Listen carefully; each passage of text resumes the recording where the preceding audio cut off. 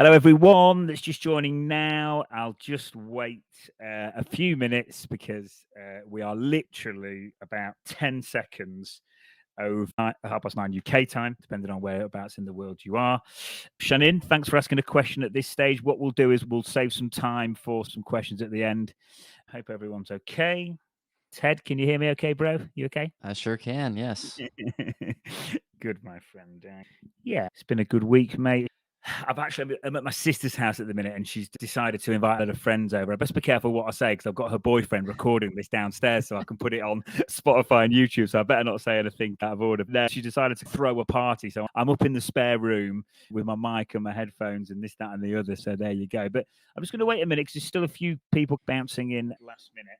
But I'll start where I always start. So for everyone listening today, we're joined by my guest today, and welcome to the live version of the Cyber Security Recruiter podcast. Ted Harrington started his career back in 2001. He was the founder and chief executive officer of W. Harrington Ventures.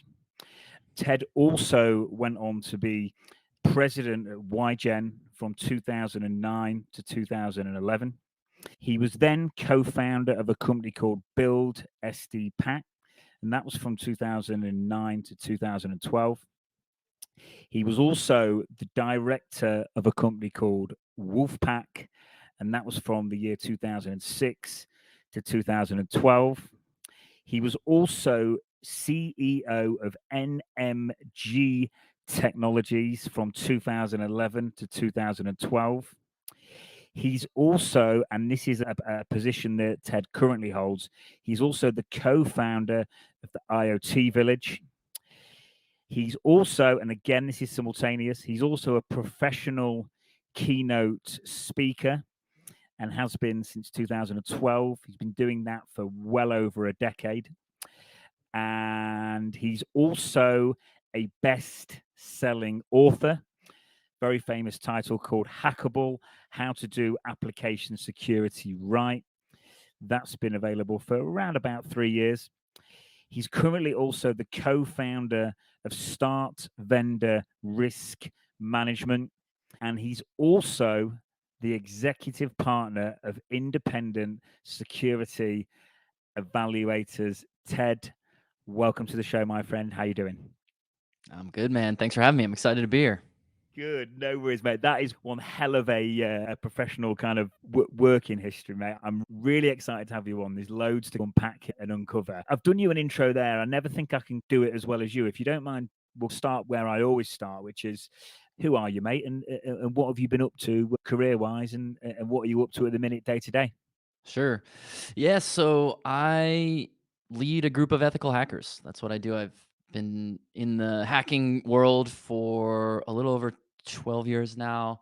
And our company is called Independent Security Evaluators, and we hack stuff. We publish it as security research or work directly with companies to help them find vulnerabilities in their systems. As an extension of that research that we publish, that's where the book Hackable came out, that you had mentioned a moment ago. It addresses the common misconceptions that organizations usually have about how to think about building better, more systems, how to think about penetration testing and stuff like that. And yeah, we started some other companies related to that pursuit of that ethical hacking mission, but this is what I've dedicated my life to. Brilliant. Thank you, Ted. And guys, listen, for those listening now and for those listening when this goes out on YouTube, Spotify, Apple Pods, and Podcast Addicts, this next question that I'm about to ask Ted about traits and what makes up a highly successful hacker in today's market. And for those of you, I'm sure many of you are, but for those of you that aren't aware, Ted did a TED talk on ethical hacking, which is obviously a massive deal. And it's all about what makes up a great hacker and various different things. So this is a question I ask a lot of guests, but Ted, I feel like it's extremely relevant when it comes to yourself. But what traits make up a highly successful hacker in today's world, bro? I've been studying this question for some time now and observing it, just observing the people who work for us, observing the people who I get to spend time around in the hacking community. And I've really realized that the mindset of a hacker sort of falls into really 4 primary buckets. And then within those buckets, there's some like subgroupings. But the 4 primary mindset traits of hackers, as I've identified through observation and through interviews, is that hackers are curious, hackers are very committed to the mission, hackers are creative, and hackers are non-conforming. And what makes a hacker really successful is the combination of those 4 ideas. And there's other words we could use to describe those concepts, but essentially those are the concepts, right? Hackers are willing to look at a situation differently. They're willing to challenge assumptions. They're willing to approach something in a completely new and unexpected way. They're willing to invest the time and the money and the effort, the resources. They're willing to be persistent over a long period of time. And because of those attributes, and I'm happy to go into all of them in detail if we want, but at the highest level, that's the summary, is that by combining those 4 things, the more strengths that a person has in those 4 areas, the better they are going to be as a hacker. And I've even been starting to think about that in terms of how do people who aren't hackers, how can we be thinking about those mindset traits in other aspects of life? And that's an aspect of the conversation we can take down that bunny trail as well. But those are the 4 big things. The hackers are curious, hackers are committed, hackers are creative, and hackers are non-conforming. Ted, the answer is we will definitely be unpacking that. I'd really like to. So yeah, look, straight away I'm thinking which is most important. How do I refine those skills? How do I get better? Tell me more. So there's loads of questions popping into my mind, and we'll definitely unpack that. And one thing I want to bring up, Ted, is when we were chatting before, you were talking about gratitude, and you mentioned a few bits about your daily routine. And I always think kind of success isn't an accident. And you just mentioned a few things about you practice gratitude and you do this, you do that, and you strike me as, well, I know for a fact because I've some stalking on you, a bit of recon, but you're the type of chap that's into self-help, looks after yourself, takes success seriously. I can see why you've done well. But before we dive into those 4 things, have you got any tips for on the self-help front for people listening that perhaps know they need to be doing more on that front and looking after themselves better? Any thoughts on that at all, my friend? Oh, definitely. This is I'm glad we're talking about that. That's a major passion of mine. Mhm. I don't know, I did a self-assessment many years ago of myself. And I realized that the kind of things that really rev my engine, that get me excited, are chasing these like really big, really hard things, like starting companies, running companies, writing a book, giving a TED talk. Like these are things that they take a tremendous amount of time and effort. They're really hard to do. They're absolutely worth doing, but they're hard. And to me, that's what's appealing about them, is that they are hard. Not in spite of being hard, but because they are hard. And once I realized that about myself, and I imagine that the kind of person who's listening to this type of conversation probably has some of those attributes too, right? If you're listening to a podcast because you want to learn new ideas and get stronger, you probably are growth oriented. And so you probably also are chasing things that are meaningful and big and difficult. And one of the things that I learned, so I started, reading about that. How do people chase big goals? How do people sustain that? Because it's so draining. Especially things that are big and hard have so many obstacles and setbacks, and you feel like you're losing 99 times just to get the one win. And I realized that the key to those big goals and those big wins is self-care. And I know that's the idea of self-care has become like maybe talked about and popularized in recent years. And I'm glad for that because it's now more of an accepted thing. Maybe many years ago, maybe it wouldn't have been as cool to be like, "Oh, I need to take care of myself." It's because it sounds in opposition to what definitely plagues America, but I think is bleeding around the world too. This like grind culture. We got to work.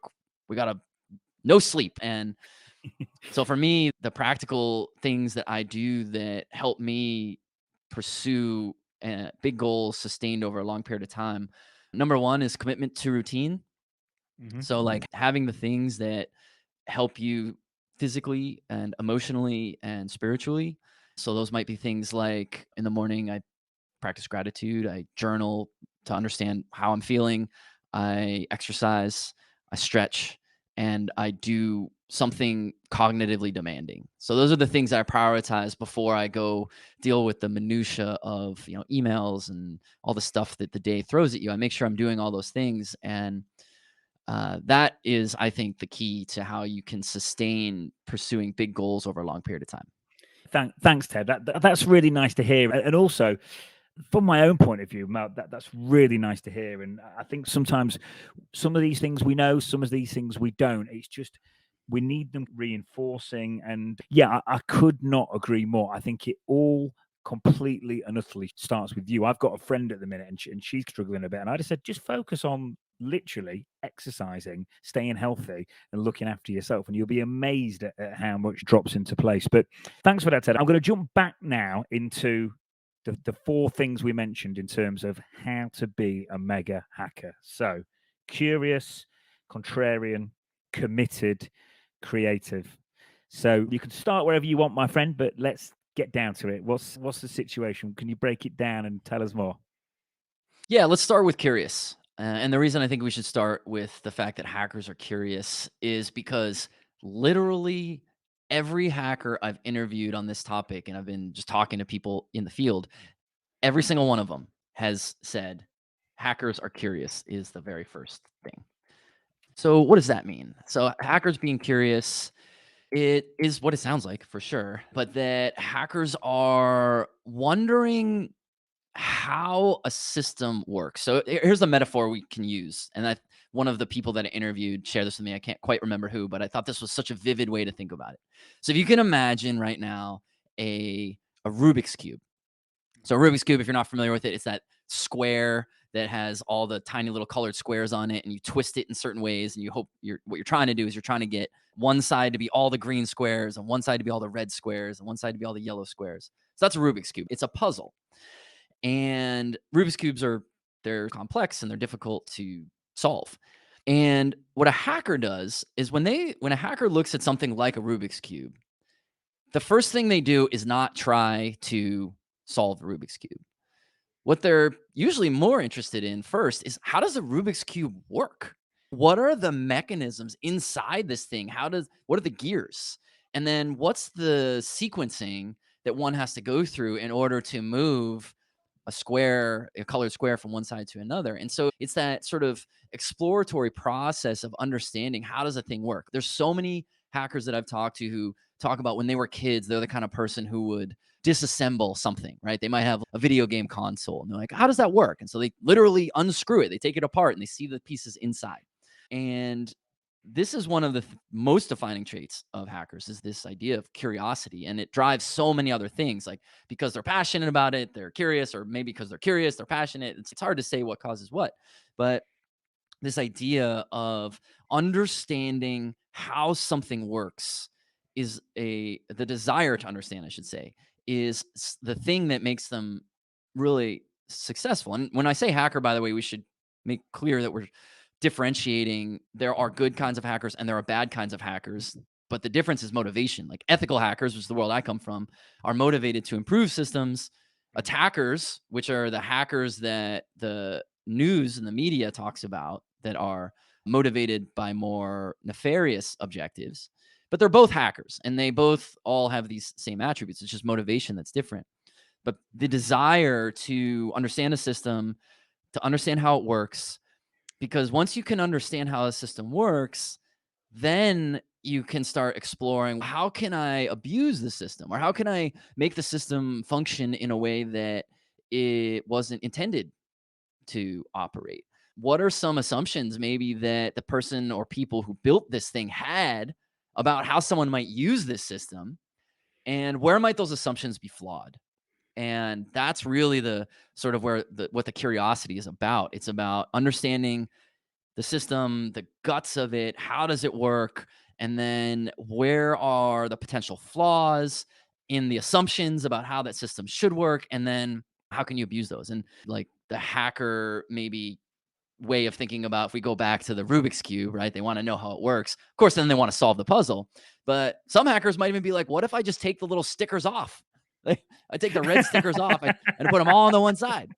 Okay, you're breaking the rules. You're not really living within the spirit of Yeah, the game. yeah. But that is a question that should be asked, right? Like hackers ask, what if. Hackers Mm, ask mm, why. Hackers mm. ask, is there another way?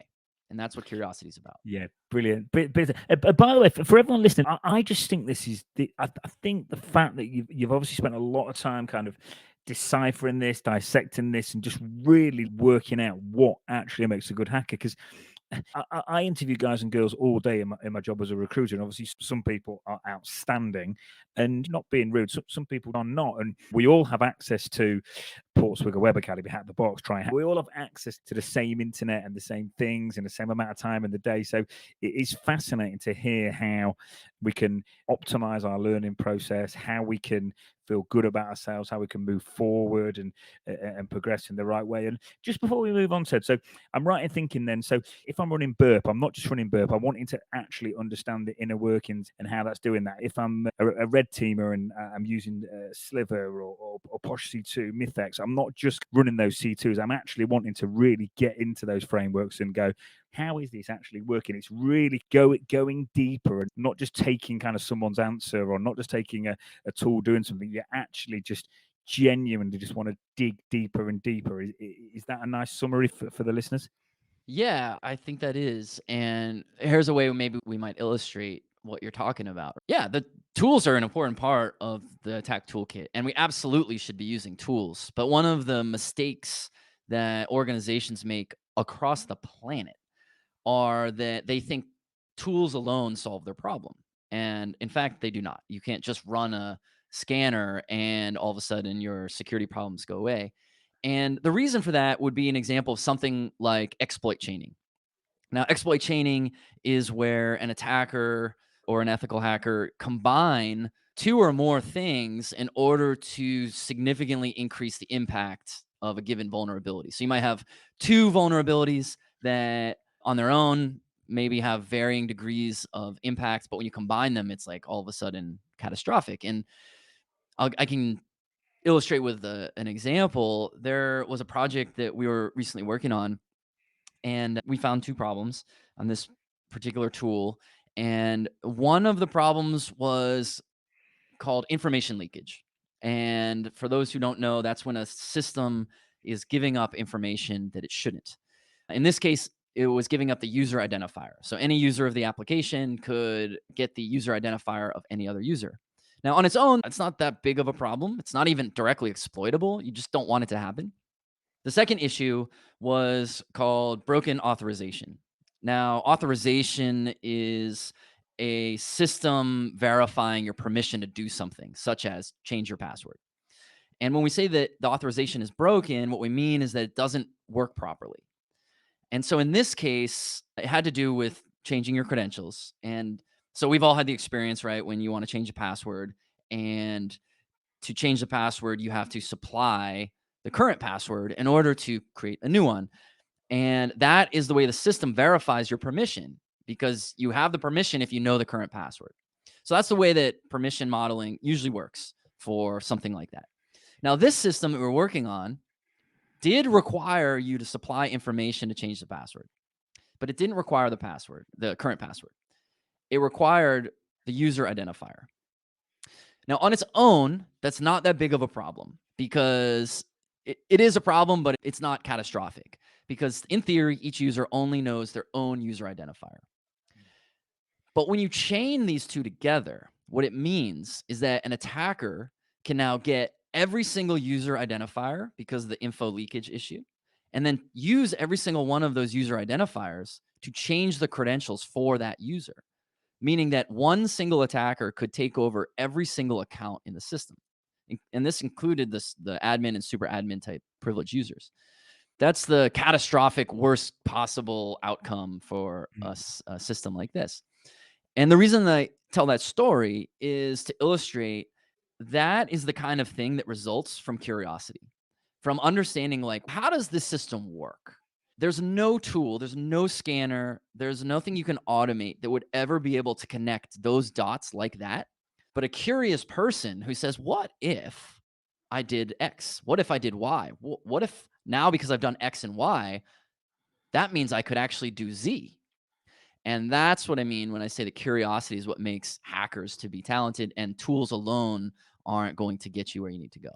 Thanks, Ted. That makes a lot of sense, and that's a good explanation. Ted, I just want to ask you this question. If I'm listening now again or in the future and I'm thinking, that makes sense, that's logical, I need to make sure my curiosity levels are just absolutely on fire through the roof. Is there anything I can do to enhance that, to amplify it, to improve it, to check out where I am? Is there anything you do or particular exercises or anything like that? That is a great question, and one that I don't yet have an answer for. One of the things that I'm studying on this particular question is whether or not curiosity is something that's learned or is innate. And of the research that I've done, there doesn't actually seem to be consensus on that question. Okay. So the way I've thought about this is there's nothing we can do if it's purely innate. Hmm. And so what's the point? So I'm operating under the assumption that it can be cultivated. So you might not inherently be curious right off the bat, but can you become more curious? And the closest that I've come to answering this so far, but this is an answer that is in development, is that I think humans are just going to be more curious about the things they're more passionate about. And so this is a very hippie, this dude lives in LA type answer I'm about to give you. But I think, I don't know, man. Like some of the stuff about living in LA, you catch yourself. You're like, wow, did that No, just come out of my no, mouth? But I'm going to say it. no, say it. Say it, mate. Like, Listen, I love it all. I think, honestly, I think it makes a difference, mate. I really do. And sorry, I'm interrupted, but honestly, it's like it ties into mindset, and it's honestly, I think it makes a difference to your career progression. But anyway, look, I'll shut up. Go on. Sorry.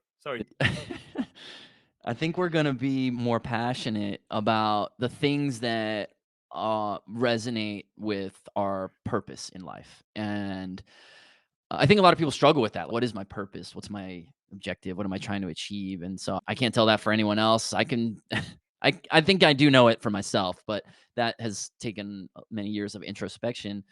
But I think we know if we're living closer to our purpose when we find ourselves becoming more curious about something. So it's almost like curiosity is what makes a good hacker. How do we make ourselves more curious? By doing the things that we're more passionate about. And how do we know if we're passionate about it? The things that we're more curious about are telling us that's where our passion lies. So that's the closest I've been able to come so far to answer this question. Mm. I recognize it's incomplete, but it's a starting point. Right, that's a good answer, and I'm going to tell you why it's a good answer. Because while you were speaking, then I just googled the definition of curiosity. Okay, and the definition is a strong desire to know or to learn something. So that ties in with exactly what you've said. If you've got like your mindset then was like, I don't know if it can be taught or not, basically, but your mindset was, I'm going to go with the presumption that it can because you're passionate about this subject and you want to make it happen. And I just think there's an old saying from Henry Ford: he who says he can and he who says he can't are usually both right. And I think that kind of epitomizes what you've just said there. So I don't think it's hippie in any way, shape, or form. I think mindset is absolutely. I just think it's not quite everything, but it's not far off. I think it's absolutely huge. But thank you, Matt. I think between us, mate, you especially, we did good job there on getting under the bonnet and under the skin of curiosity. But we'll move on to contrarian now, if you like, and you can break that down for us if that's cool. Yeah, definitely. So the second one, I'm glad you used the word contrarian because that was actually the original word that I had been using. I've since been thinking about it as non-conforming. It's still a C in a way. Still got like the C's going through it. Yeah, yeah. But I have been moving away from the word contrarian as I've been further and further researching. And the reason is I still think contrarian is correct. The definition of contrarian is a person who takes an opposing viewpoint or explores an opposing viewpoint. The word itself maybe can be problematic because in some contexts that means the person who disagrees for the sake of disagreeing, and that person's just annoying. Like that's not what I'm talking about. I hate people that are like that. Hate's a strong word. I don't like interacting with people that are like that. And then sometimes contrarian means like rebel without a cause. I think that hackers are rebels, but rebels with a cause. They're not without a cause. And then I really started thinking about it. I was like, it's really about conformity. It's like resisting conformity. It's about resisting following a rule blindly. And so when we talk about this idea of contrarian, nonconformity, It's the idea that what hackers do is that they'll look at a system and they'll say, look, I know that I'm supposed to do X, but what if I did Y? Mm. And that's really powerful because most people don't do that. Most people, they find comfort in rules, even if they don't expressly state that. But I think that human beings in general, I think we're biologically and evolutionarily wired to want rules in our life. And the reason for rules is that they keep us safe, right? Going back to the tribal days, living in a cave, like following norms of your tribe are what kept you alive. And that's today persists.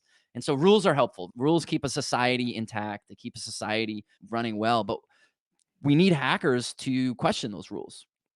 And there are so many rules. Like every single one of us that is either you and I speaking or everyone else listening can think of at least one rule right now. We're like, that's just dumb. Like, why are we doing that? Have you ever been driving in the middle of a rural area? And at night, there's no cars around at all. There's nothing around you. And you pull up at a stoplight. It's red, and you haven't seen a car in 20 minutes. You can see down each direction. There's no headlights coming in either way. And you're like, here's a rule that says I should stop here. I'm going to honor this rule because of the safety that a red light gives us. But I'm questioning it. This feels dumb in this context, right? And another one that I think is a great example is if you check bags on an airplane, which I don't know why people do that. Carry on, man. We should all be carrying on. But if you check a bag, and the cutoff is whatever, 50 pounds, and your bag is 51 pounds. And sorry, you can't, you gotta pay a fee or make the bag lighter. And you're like, okay, the rules, like the reason for that rule is very good. It's about safety. Like a plane that's too heavy isn't going to operate safely. A plane that's too heavy is going to consume more fuel, which means your prices are going to go up for the individual tickets. So that's a good idea of let's reduce weight on an aircraft. But the implementation of the rule is stupid because they're like, oh, it's 51 pounds for your checked bag. You can't do that. And you're like, all right, let me just take the 1 pound out of the bag that I'm going to check, and I'm going to put it in my bag that I'm going to carry onto the same aircraft. What did we just accomplish here? Like literally nothing. And so those are examples where like rules are dumb, and not all rules are dumb, but rules can at times be dumb. And what hackers do that makes them successful is they challenge assumptions. They look at rules and they're like, why does that rule exist? Why should it exist? They look at assumptions that say like a developer might make about when they build a system, how people might use it. So a great example there would be like in our security testing, we come across this as an exploitable issue very commonly, where you might look at an input field, such as your login page. And you're supposed to put the username in the username field and the password in the password field. But what if you put in a command? Or what if you put in an enormous string of data? What happens? And in a lot of cases, when you do those types of things, if you input a command, sometimes the system will react to the command. Or if you put in a huge amount of data, sometimes the system will brick because it's just became flooded with data. It actually responded to too much data. So these are examples of where the assumption of the developer is no one would do that. But that's what hackers are supposed to do, is to challenge that assumption. Ted, thank you, mate. It shows you that the rule making, the fact that we're still finding SQLI and buffer overflows and so on and so forth, it shows you that kind of sticking to the rules doesn't necessarily work. And danger of going off subject here, Ted, but if you think the rules in the US are bad, in central London now, we're charging people to drive in, and if your vehicle has too many emissions, we're charging even more. And there's all sorts going on with the London mayor, but I won't get into that because I promised I'd never talk about politics or anything like that. But no, thanks, mate. You've broke that down really well. And one point I just want to pick up on, you mentioned about rules are there to keep us safe, and there was something I heard on a podcast recently. You can ask advice from like real close friends and family that probably really love you, and I don't always necessarily think that advice is the best when it comes in line with career progression and really dialing things up and really making a difference and pushing forward. Because if you're asking someone that's really close to you and really love you, they're probably going to tell you to take the option that's safe. If they're probably going to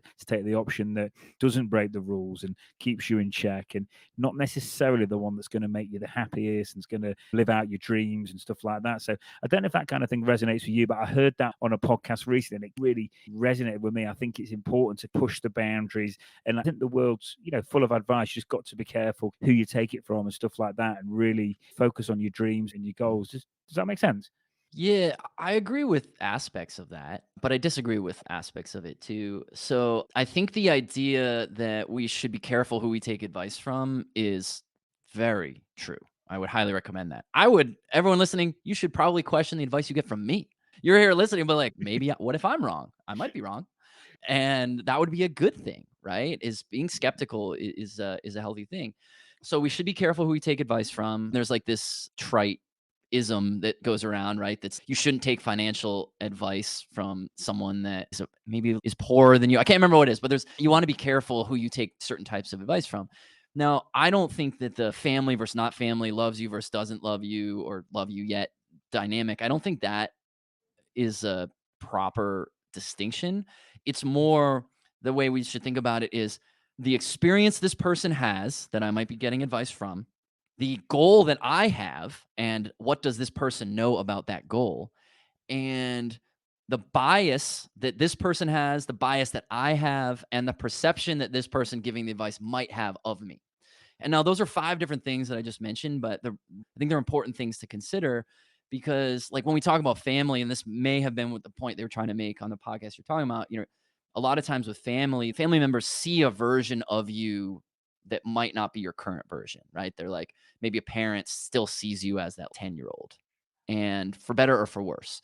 A lot of parents, they may be proud of you in your professional achievements, but have really no idea what you actually do in your day-to-day work, what your actual strengths are, what your weaknesses are, etc. But you go to the person whose job you want in 10 years, and you go to that person, you ask them for advice. First of all, they don't have a historical bias of you. Second of all, they know exactly what strengths and weaknesses will bear in the role that you're asking them about. And so that's why I think maybe there's that distinction of family versus not family. But I don't think because they love you and they want you to take a safe approach is the heart of it. Yeah, come in. So basically, it's just taking a more strategic approach to where you get your advice from and thinking it through and looking at kind of the source of it. Really, would that be a fair summary? Yeah, and being Mm, open-minded too. mm. Like, I was at an event, a networking event the other day, and it was like an after hours thing. It was at a bar, and like people were drinking and stuff. And I wasn't really drinking that particular evening. And so later in the night, I noticed like how drunk like everyone else was. And this one guy, he's blackout drunk and unsolicited. This guy just starts giving me like emotional relationship advice. And I was like, can you God. stop? No part of me asked any aspect of this, but he's giving this advice as if and by the way, I also had just met him like 14 seconds before this. And here's a guy where I'm sure very well intended. He was going through something and he felt like I was the one who needed to hear what he had to say. But there's a great example where it's maybe I don't take advice from that guy, but I remained open to what he was saying, even though I was like, this guy's what the hell is happening right now? I still was like, let's hear him out. Like maybe there's something in here. And I didn't want to have my mind closed, because having that open mind, you never know where the next inspiration might come from. It sounds like an interesting night, mate. Getting advice on the love life and the emotions. Sounds like you had a load of fun. But by the way, I've got loads of questions for you, and I'll keep my eye on the time. But every time you say something, it's sparking new questions in my mind, and you've just done it again. So you mentioned a networking event, and look, for people listening, like, I think networking events are absolutely amazing. I think building relationships and having the ability to network, it is so intrinsically linked to career growth. And again, for everyone listening, look, the level that you're at, Ted, please check Ted's profile out. Please check the TED talk out that he did. The actual TED talk on ethical hacking in Munich. Please check that out. And long story short, the level you're at, you're still networking, you're still building relationships, you're still pushing forward. For you, how important is that side of things when it comes to your own career growth? I think that the only person that we should ever be competing with or comparing ourselves to is ourselves. And my goal is to be a better version of myself every day. Like I want to be better tomorrow than I am today. And by sustaining that interest in growth, that's how you innate, or at least how I innately become receptive to areas where I can continue to grow, and like the man that I want to grow into, the entrepreneur I want to grow into, the person who creates content or writes books or gives talks that helps people, like that person I want to grow into. And so that to me has been really a defining part of my life for sure. But I think that is an embodiment of one of these hacker attributes too. Is this like relentless pursuit of excellence, this relentless pursuit of like, how do I get better every day? And so I think you're almost in a sense introducing the next point, right? Which is that hackers are committed, because this idea that we have to continually get better. We have to be a life learner. We're up against opposing forces that are themselves constantly getting better. The world around us is constantly changing. And that growth mindset, that interest in learning from other people, from finding new ideas, from developing skills, that's what makes hackers great. Is that they don't, I'm sure in any group there are people who just achieve a certain level of capability and they're like, I'm good. But I think what makes the great hackers great, and even the good hackers great, is that interest in like constantly developing skills and learning more. And how many people do you see on LinkedIn who have this whole alphabet soup of certifications after their name? It's like that person is interested in getting like more and more types of thing, like learning more things and being able to demonstrate it. Or the person who gets more degrees, or the person who finds more and more CVEs, or just the person who just reads more books. Like it doesn't have to be something that the world sees, as long as it's for yourself, constantly growing. And that's certainly been one of the things that I've been pushing towards. Definitely, Ted, and yeah, obviously the industry moves so quick that having that level of commitment, yes, it's great for sense of purpose. Yes, it's great for stimulation levels, but it is essential in our space because, like I say, things just don't move at the pace of, say, a balance sheet, a P&L, a profit and loss in finance will be the same now as it is in 5 years and 10 years. Obviously, infosec just doesn't quite work like that. Things move really quick. So, yeah, Right. mate, in full agreement. Kind of commitment's huge. So creative, can you break the fourth pillar down for us, my friend? Yes. So hackers are creative. I would even say that hackers are some of the most creative people that I know. And what's interesting about this is that sometimes if you talk to a hacker and you say, "Are hackers creative?" And they're like, if you're talking about their friends, "Oh yeah, all those people, they're so creative." "Oh, okay, you're a hacker. Tell me about your creativity." And they're like, "Oh no, I'm not creative, but they are." And then you go to the other group and you're like, "Hey, that guy over there said you're creative. Is he creative?" And they're like, "Oh, that guy's super creative." So it's like this kind of interesting contrast that hackers, not all the time, but sometimes, don't recognize in themselves their own creativity. And when I say that hackers are creative, I'm not meaning necessarily that they are talented musically or artistically, although many of them in fact are. But it's more that hackers are able to find new, innovative, often unexpected approaches to different situations. And I don't know, there's one of the stories that I told on the stage in my TED Talk was about one of our hackers who, the short version of it is that he was able to predict private keys for cryptocurrency wallets, which are effectively unpredictable. Like just a human being cannot predict them, but he did it like hundreds of times. And the way he was able to predict them was because he looked at the error handling system. And he looked at, when the system fails, what can I glean from that error message? And then with that information, he could predict keys. And that's super creative. Who would think to do that? Who would think to go look at the way a system fails in order to predict the unpredictable and now be able to potentially access the currency that's in a cryptocurrency wallet? That's really creative.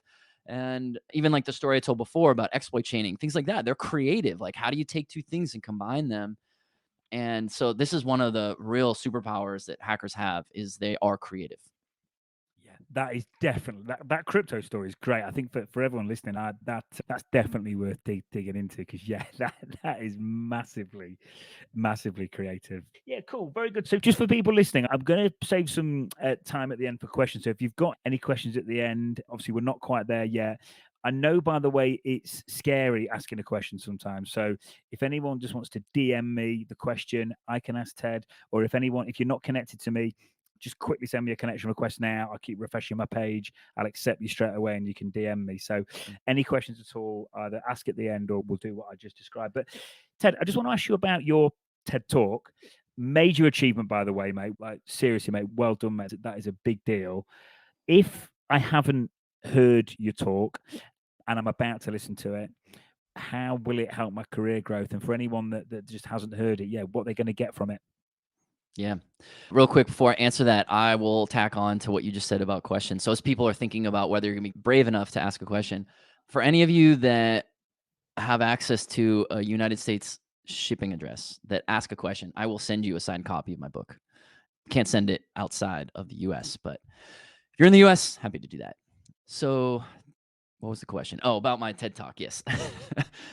What would you get out of it? So here's what someone would get out of the TED Talk is that you will, first of all, you're going to learn the ideas that we just talked about, but you're going to learn how to look at your situation differently. And when you can look at a situation differently, that helps reveal new pathways to achieve your goals. For example, whatever your goal is, you want to, let's say you're listening to this because you want to break into cybersecurity, or maybe you're already in cybersecurity, or any field, any part, any whatever, you're in tech, and you want to get a promotion or you want to get a raise. These ideas, like thinking like a hacker, what it will do for you. So if you take everything we've talked about today, is how do you break a system or how do you make a system more secure? But you take those same mindset traits and you apply it to other objectives, and similar things will happen. So for example, I have a friend of mine who wanted to get promoted. He worked at this really large enterprise, and the path to that promotion was largely clear, right? It was like, you're at this rank. I believe at the time he was a VP, and to get to, he's a vice president, to get to senior vice president, a few things had to happen. First of all, you had to be in that VP role for a really long time. I think it was like generally on average was 10 or 15 years before someone tends to be eligible for that next rung. So that's one thing that needs to happen. The second thing that needs to happen is that there's only so many of those SVP roles, and it's not like they create new ones because there's so few of them. So someone needs to either be promoted, fired, or retire. So like an opening needs to become available. And then the third thing is you need to win that job relative to all the other VPs vying for it. And my buddy's looking at that typical path, and he's obviously, this is the career I've signed up for. I recognize that's what I'm going to have to do. But is there a better way? Is there another way? That was the question that he was asking himself.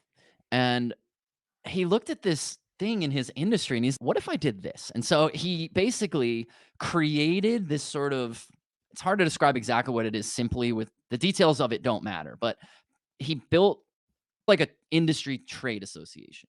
Not exactly, but he built a thing for the industry. Let's put it that way. And then he evangelized and got everyone excited about it. And he's doing this, by the way, while he's still in his, VP role. And a few years, like 2 years later of doing that thing, and he launched, and it was very successful. People got excited about it. He then got recruited to go become the CTO. I don't think the title was actually CTO, but a CTO equivalent at another company, a competing enterprise. And so he basically leapfrogged the SVP rung. He just went to the one above it. And he did it in like decades less time.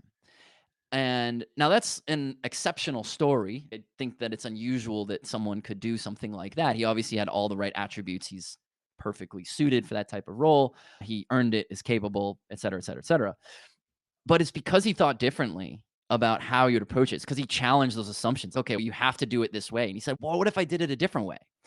And my hope with the TED Talk is to give people that view about their own life. Can I apply a hacker mindset to whatever it is that I want to achieve?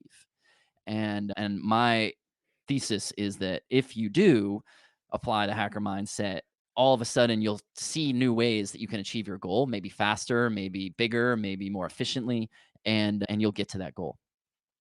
Yeah, Ted, thank you, man.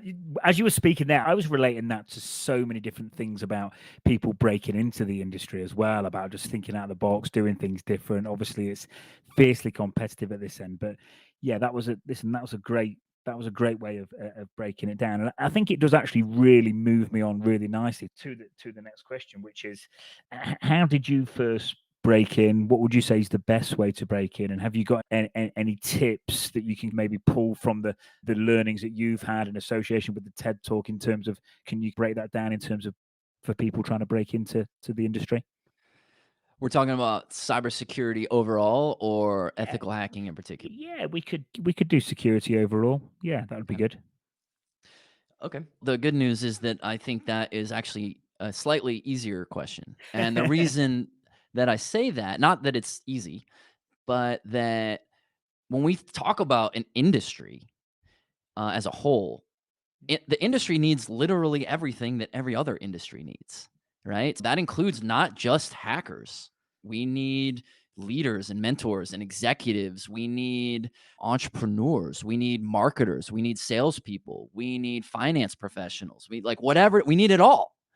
So someone who sells, I don't know, widgets, physical things, someone who sells shoes, and they're like, I want to sell security software.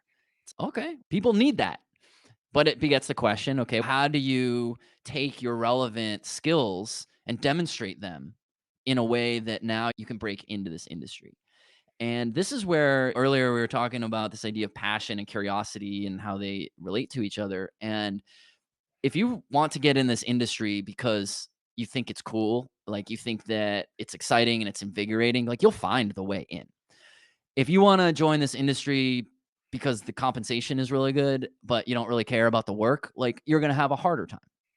And so I think the first way to answer that question, which is maybe the least actionable, but is the most important, is make sure that you want to break in because you actually want to do this, like you care about it. Because if you care about it, you're going to find a way.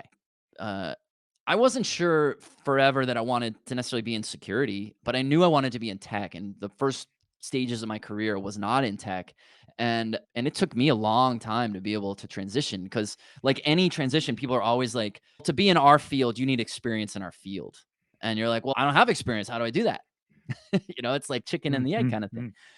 And so I think the ways that we can break through that are there's the obvious normal things that most people are going to recommend, right? Like network with other people who are in the field, seek advice from mentors, get introductions, attend events, get a certification if you can.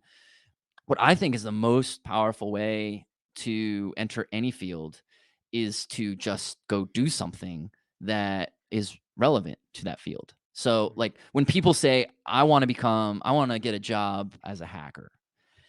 And the first question is usually, what degree should I get or what certification should I get? And my answer is, if those are what you want to do, those are good things. But if you want to know what's the thing that's going to compel most dramatically someone like at our company where we hire that kind of person, it's can we see that they have the right combination of attributes and they've demonstrated that they want to do it. Right? So like an example would be, let's say you work in IT and you want to become a hacker. Go do a piece of security research. It doesn't even matter what the outcome of the research is. Like you might do this research and at the end you might fail to find a vulnerability, but you will have learned so much about the process and so much about yourself. And when you go apply to that job and you're in that interview and they're like, I see that you're in IT, which is relevant, but this job is for hacking. And you're like, let me tell you what I learned from the security research project that I did. They are listening now. That recruiter is listening. And so that type of thing, whatever it is you're trying to enter, if you can just go do it, like this is entrepreneurial, what I'm suggesting, but go do a thing. And then that is the thing. Don't ask someone's permission. Go do it. Go do some research. I'm saying security research doesn't mean go hack something. It could be like set a goal to go, I'm going to go interview 50 CISOs about these 3 questions. And then I'm going to write a report on what I learned. that's super relevant, right? That would really help if you're trying to get a job in security, if you're not already in security. So just go do something and then use the experience to learn, and then the output of the experience as talking points when you do get to have those conversations. Yeah, brilliant, Ted. Thank you for that, mate. And just a point I want to break. You mentioned passion, and I just think it is so true because this industry is going to get hard. It's going to get hard at all levels, junior, mid, senior, and when things get tough, it's your passion, it's your values, your mission, your kind of real drive and purpose. That's what gets you through the tough times. Let's say that first point you started on, mate. I think it's massive, and yeah, thanks for that, mate. It was great. So I'm going to try and I say I'm just going to ask a couple more questions, Ted, and then I'm going to leave some time for the audience to ask you some questions.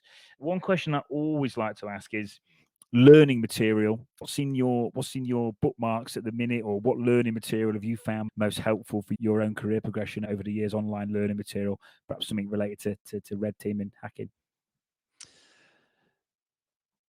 There's two ways I would answer that. So one is what's been most helpful to my career, and then the second would be what would be most helpful to specifically red teaming and hacking. I've read a lot of books that have really helped my career, and most of them have to do with time. Like, how do you make time for what matters? And some of the best ones that I could definitely recommend would be things like, there's a book, I believe it's called Make Time. I think that's literally what it's called. I can send you this list afterwards just in case I'm slightly off on the titles. But Make Time, it's this book about like how do you look at the way you spend time in your day and then prioritize the things that are most meaningfully going to impact your life, make whatever change you're looking for. Someone who's listening to a podcast like this might be interested in how you're going to change your career, and that's hard to do. And so you got to make sure that you're allocating time towards it. Like, you might be full-time employed somewhere. How do you have time to go find another job? Here's how you would think about making time for it. There's another one called The One Thing, and it's all about prioritization. And the premise of the book is essentially, what's the one thing that you could do that would meaningfully make progress towards your goals and make the subsequent priorities more likely to succeed.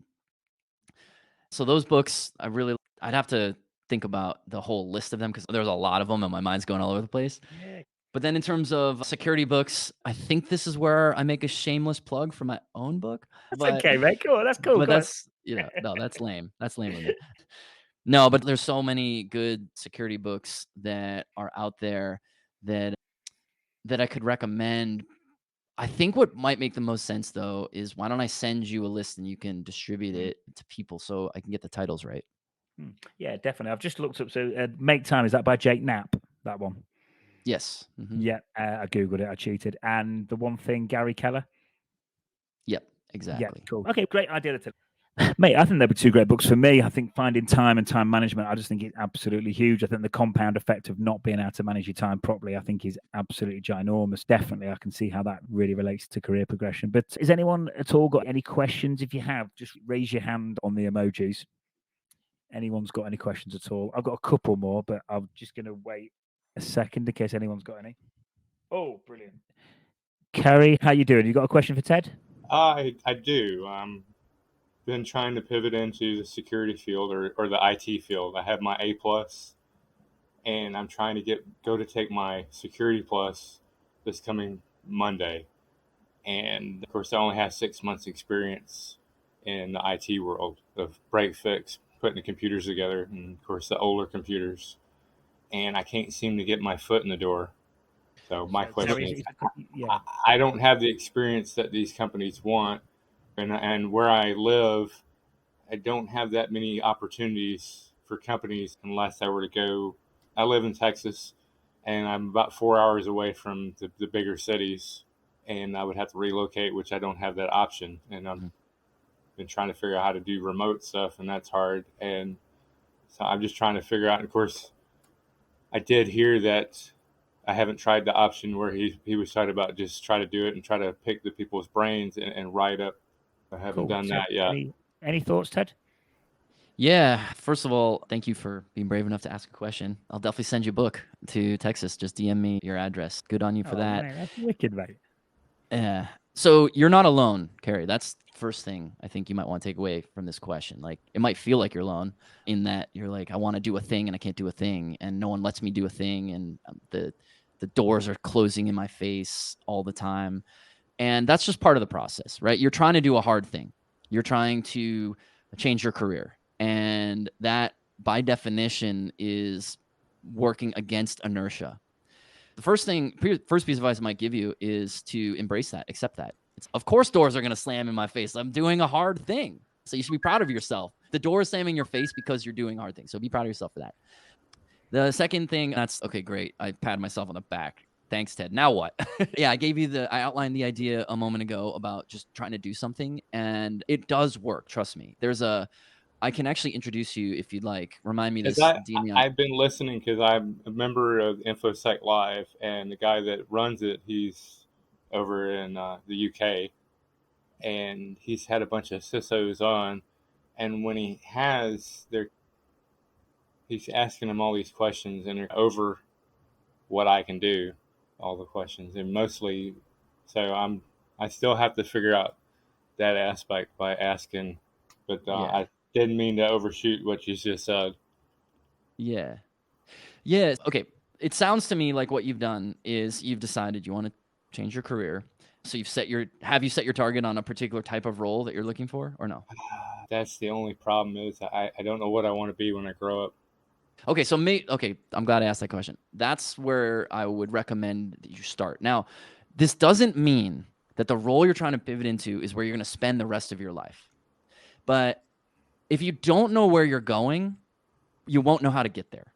Yeah. So it is actually important that you identify the role that you're targeting. And here's the reason why. So let's say you want a role as a pen tester. That's going to be pretty different in terms of what you should get if you decide you want to be the boots on the ground person who does incident response. And these things are transferable, right? So what I would do if I was you is you're getting these certifications, you're studying this change you want to go through. I would spend some time studying what are the different possibilities, and then pick one.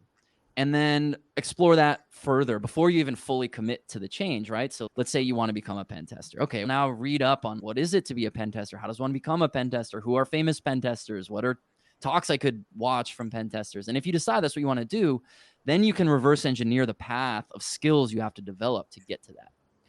You can't have all skills, right? So just like becoming good at security isn't going to get you a security job. But if you become good at getting that first job as whatever it is that you want, let's say it's a security analyst, and then you start doing the job and you're like, I don't love this. And 2 years later, you're like, I'm glad I have the job, but it's not for me. Then you can more easily pivot to a different type of security job. So narrowing focus is where I would begin if I was you. And that gives you something tangible that you can grab onto. And that's probably why the doors are closing, because you're probably walking in to a lot of these interviews. And even if you are trying to sell yourself in the role, clarity on your purpose is probably not coming through because you probably don't yet have that clarity. So that would be the first thing that I would get. And then that will resonate with the people who can get you those positions. Cool. Is that helpful, Kerry? A little bit. The one thing that I have seen that I'm good at is tinkering with the computers and keeping them running. But I haven't found a place where I have not found an employer that's close by that wants me to, or I can get hired for that. Okay, Gary. I think the thing to remember is it's going to be tough. I know firsthand, just what an amazing career it is, and it's that kind of age-old thing. If it was easier, everyone would be doing it. I just think really take note to what Ted said today. I think the kind of commitment and attitude, mindset piece, it all helps. And put back to Ted's point earlier, if you're genuinely passionate about it and you want it badly, which it sounds like you do, you will get there. The only time that it's ever a problem is if you give up. If you keep going, you will get there, my bro. And I know it's tough, and I speak to juniors at the end of the market. And again, to pick on Ted's point, you are definitely not alone. There is a lot of good people trying to break in, and like I say, my advice is stick with it, try and stand out, be very polite but very persistent. People are very busy. I know just from doing this podcast, I have to hit people up 5, 6, 7 times in an extremely polite and persistent way to keep good quality guests coming on week after week. It's everyone's busy. It's a busy space, and try not to take things personally or anything like that. I think just really keep going and really keep pushing forward and using the resources that are available to you. Okay, my man. All right, Kerry. Thank you. Okay, buddy. No. Thanks for your question. Miguel, I'm just going to get you up. I think you were next, my friend. So I'm just going to get you up onto the stage. Miguel, how you doing? You got a question for Ted? Hi, yes, thank you. I appreciate the time. I guess my question is more of like your opinion. If I'm at a current job doing help desk, and let's say I want to move to another job, possibly another position or another field, still in IT, but for example, networking or system administration. In your opinion, what do you think is better to tell my employer so that I have that as a leverage, or not tell them? To tell them before you've secured your next position? Yes. Generally, let me ask one more clarifying question actually before I answer that. What level of trust and safety do you have with your manager? Good question. Let's say low level. In that case, I probably would not mention it until you secure a position. I don't think it's not the end of the world if you do tell them, but some people, especially if I don't know what the politics are like at your company, but some people might see that in a negative way. Oh, he's not committed or whatever. So I wouldn't probably do that. Now, if you had a great degree of trust with your manager and you said, I'm just not thriving here. I don't see my opportunity, upward mobility, whatever. How can I do that? Should I be looking elsewhere? Like those are conversations people should be able to have with their managers, with their mentors. Unfortunately, that's not always the case.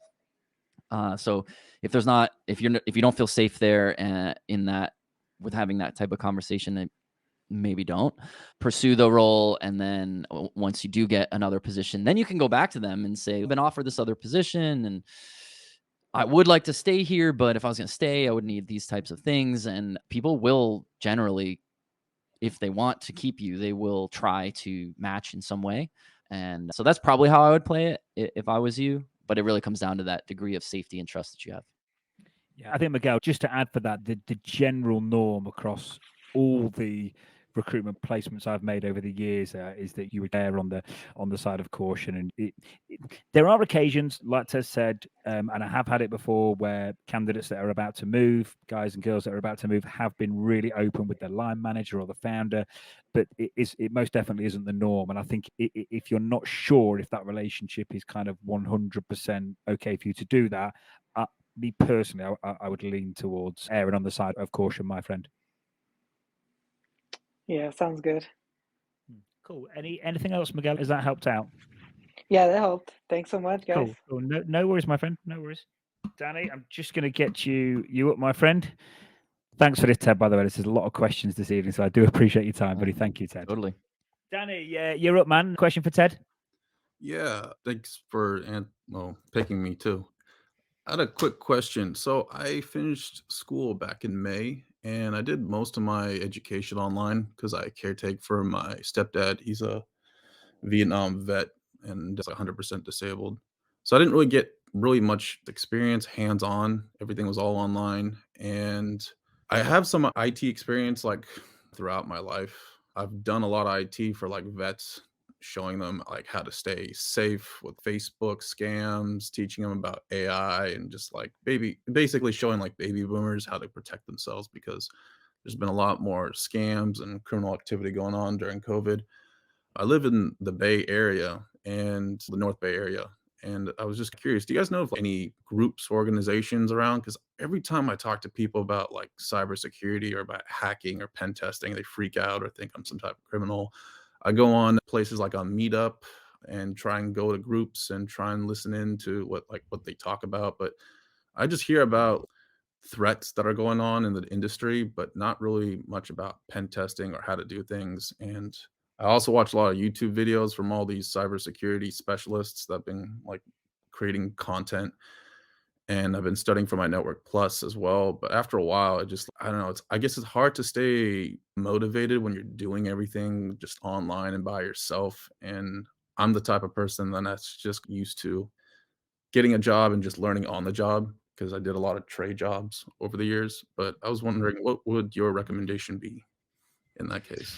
So let me clarify. It sounded like maybe there are a few questions in there. Is the question that you're asking how to take, given your current situation, how should you get a security job? Or are you asking more about how do you find like the hacker community in the Bay Area? Or here's a question about how to stay motivated or something else? A little bit of all that, but mostly how to find communities because I feel like they're all hidden. I even went Mhm. on, what was it, the DEF CON website and found out they have a Discord, and I guess they have little separate Discords for Yeah. specific states as well. But yeah, it's just hard finding like people I could talk to because I feel like I'm just like doing it on my own, which I know is like common, but at the same time, like you can only do it for so long. Yeah. And there's so many tools in cybersecurity. And it's like, how do you find the right videos to learn what you need to know? If it's the right Yeah. video, Yeah. if these guys Gotcha. actually have any credibility too. Like cybersecurity is so broad, so it could go so many directions. And the last thing I want is just watch a video and kind of end up going a different direction to where I want to be. Yeah. Okay. So the heart of the question being, how do you find community? Well, you were starting in the right place. DEF CON is like the heart of where you're going to find these types of people. I would join that Discord if you can. It sounded like maybe you had some challenges with joining it, but that is definitely a good place. There are events. I don't know the Bay Area, even though I live in California, I don't know like the events in the Bay Area as intimately as other places, but here's how I would find them. The first thing is attend any of the B-sides that happen. There's for sure B-side San Francisco. I'm sure there are more. If you're not familiar with that, B-sides it's like regional hacker conferences, and they're usually smaller and more intimate, and you're going to find the people you're looking for at something like that. Gotcha. B-side San Francisco is in like April, I think. So you got on one hand, that feels far away, many months, but on the other hand, it's going to be here for you at the holidays, end of year stuff, and then all of a sudden it's April. I'm sure there are others around that area, but if I was not knowing where to look, I would do the first thing that you did already, which is I would like research DEF CON. What are they talking about? I would go follow the different social media feeds, probably on Twitter or on X for DEF CON, for all the different villages. So like we run IoT Village and we do events periodically in different places, including San Francisco. We're not the only village. There's maybe 20 or something villages. I would do that. I would research even just literally the term that you're looking for, right? Like ethical hacker meetup group, San Francisco. I don't know what's going to come up when you search in that term, but that's going to start taking you down those rabbit holes. And then, so I would do that between now and April. And then when April rolls around, definitely go to B-sides and tell everyone there that you're looking for community, and people will tell you what else you should be doing. And the world will open up for you after that. Gotcha. Cool. Thanks. Is that helpful, Danny? Yeah, Hmm. really appreciate Cool. it. Just to add to that as well, and I know this will take a bit of confidence to build up, but I would seriously consider documenting your whole journey online as well. If you go to B-sides, if you go to DEF CON, like post pictures on LinkedIn as you progress, like really celebrate the small wins online. Because what that's going to do is that's going to allow you to meet people. People are going to connect with you. You're going to naturally build an online community in and around LinkedIn, but also you're going to effectively add strength and depth to your resume and your profile and do what I like to call make your resume 3D. It's going to help you build the community that you want and you want to develop, and so you don't feel isolated. So that's the first thing. The second thing is it's going to help when it comes to getting interviews and stuff later down the line and actually getting your career really rocking and rolling. Gotcha. Yeah, I'm still trying to get used to the whole LinkedIn thing because I didn't start using it until I went to school, and I feel weird about just showing off all the stuff I do because I don't know, it feels cringe to me, but I know it's Yeah, kind no, it's good. No, do it to help others, and just start slowly. You might just post once a month, or a couple of times a month, or you might just start liking people's stuff, or you might even start just by commenting on people's stuff and kind of gradually exercise that muscle and work your way up. Gotcha. I mean, And Danny, if that's cringe, then I'm cringe because me too. you're listening to me on a LinkedIn Live. So what? yeah, I What do you know. want? It's a new world that we live in. I'm so used to working around like older guys that are just like they look down at the techies, and because there's so many people that aren't learning how to work with their hands and know trades. It's interesting because like I guess like in the 90s there were too many people in trades and not enough people in tech, and nowadays there's too many people in tech and not enough in trades.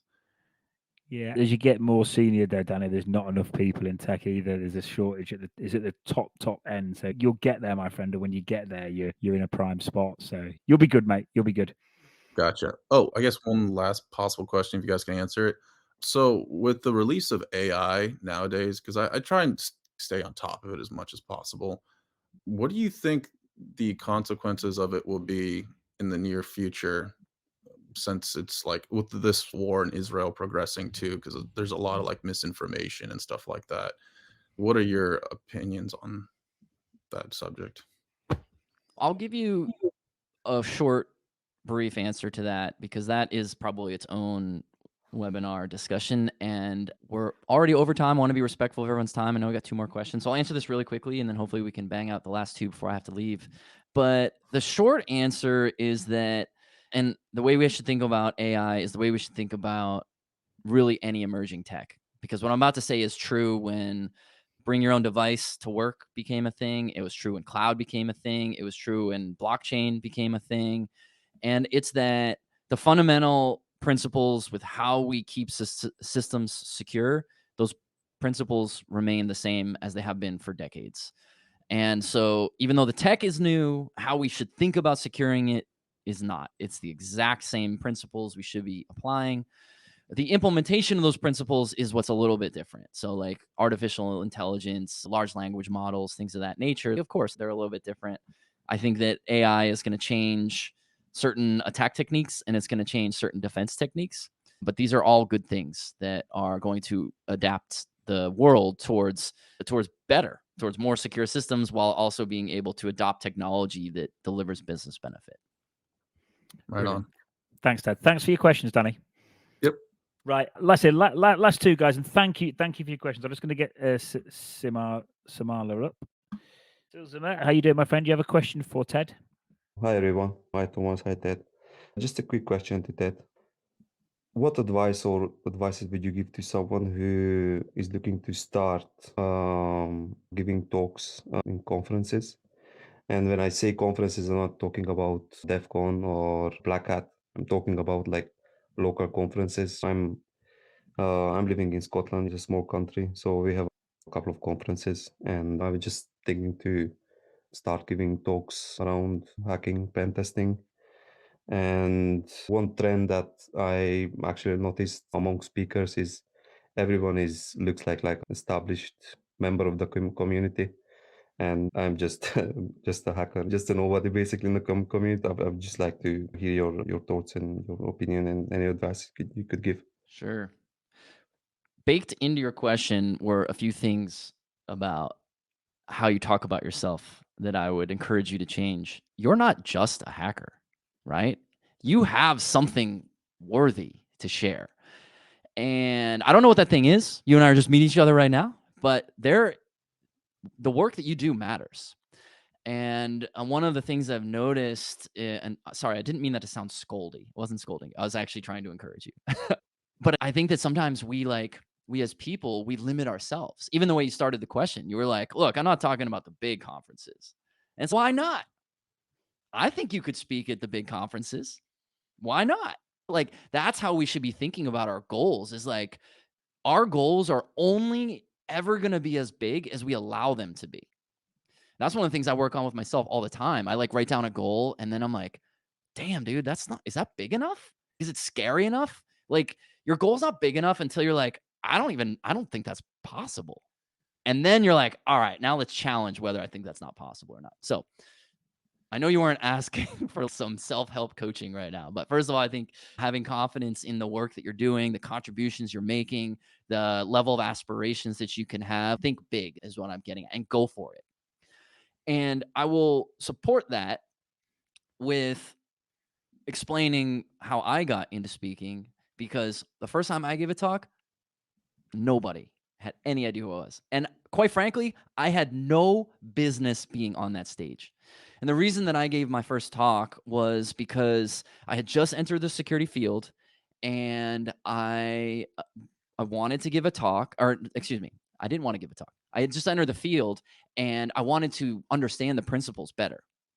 And so I had this like wild idea that was, in hindsight, almost reckless. That was like, well, I have this mentor who's always taught me that like the best way to learn something is to teach it. I was like, so why don't I try to teach security principles to someone else on a stage? Because then I'll really have to learn it. I'll force myself to have to know this thing. And somehow, so I wrote this, I submitted to a call for papers and I got accepted. And then I was like, well, shit. Now what? Now I have to go give this talk.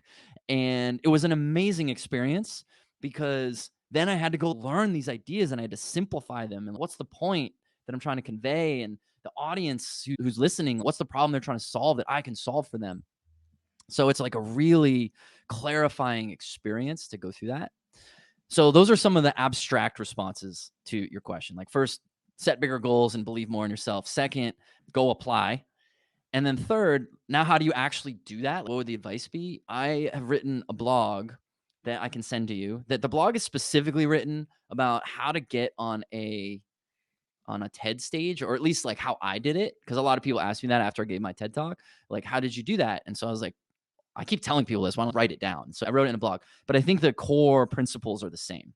And even if you're not trying to give a TED talk, you're trying to speak at your local security conference, it's still the same, right? It's understand your audience, understand what they need, develop an application for that, apply to that conference in a way that speaks to the problems the audience has in the context of the talk that you're going to give and the credibility that you have. So I don't know how long you've been a pen tester, but if you've been a pen tester more than 6 months, you've probably done some projects that could actually teach something to someone in a security conference. And so just teaching, which like we in security, especially in the hacker community, we have so much imposter syndrome and so much, I don't know more than that person over there knows a lot more than I do. Who am I to be on a stage? I still feel that way. I feel that way all the time. And what's that? Imposter syndrome, yeah, I have that all the time. Yeah, it's a natural thing, right? And when we feel that imposter syndrome, it's a good thing because it's telling us that we're growth-oriented people, right? Because we see all the development that we can still have.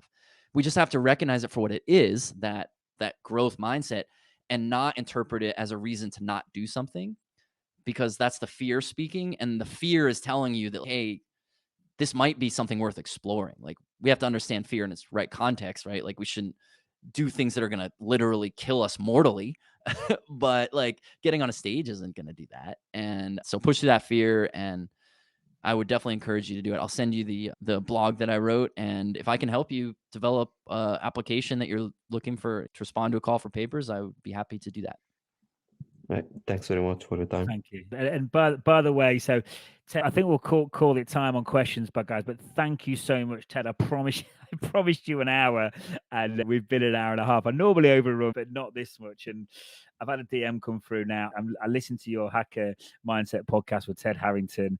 It was a great talk, very informative. I've had another one just come through. Hi, Thomas. Thank you for the talk with Ted. It was eye-opening. Mate, thank you so much, mate. I love the way you tied it all back into mindset there again. And it was, mate, thank you so much for your time, buddy. I know that you're a very busy man, so I know the listeners appreciate it. And I for one, really appreciate it, buddy. Is there any final thoughts to leave us with? And thanks once again. Yeah, thank you for having me, Thomas. Thank all of you for attending this, and I'm impressed that almost everyone is still here, like an hour and a half later. So maybe this is helpful. Yeah, I would leave you guys with two things. So first of all, those of you who spoke up and asked a question, DM me. I am serious. If you're in the US, I will send you a book. Scotland, I can't send you a book, but maybe I have to go to Scotland and have some scotch with you. Hey, come and see me. Come and see me. We'll go and drop it off and have a beer up there. Yeah, I need to bring it in person. That's what we're learning out of this conversation. But yeah, so that's the first thing. DM me or DM Thomas. That's fine too, and I'll get those books out to you. And then the second thing is stay in touch. If you are interested in maybe coming to work at our company, or you work at a company that needs to hire a company like ours, you want to hire me to come speak at a conference, just reach me at tedharrington.com. You obviously see me on LinkedIn here, so that works too. But either way, stay in touch and let me help you however I can. Yeah, brilliant, Ted. Thank you, mate. Definitely plug the book. What can you just give the listeners the title of the book before you go, my friend? The book is called Hackable: How to Do Application Security Right. Brilliant, mate. Thanks again. Really, honestly, mate, really do appreciate it, and I really appreciate you staying longer and answering all the questions, mate. That was mega, and you've set a record on the Cybersecurity Recruiter podcast for questions asked as well. So, congrats. Awesome. Thank you, guys. Yeah, thanks. See you later, everyone. Cheers, guys and girls.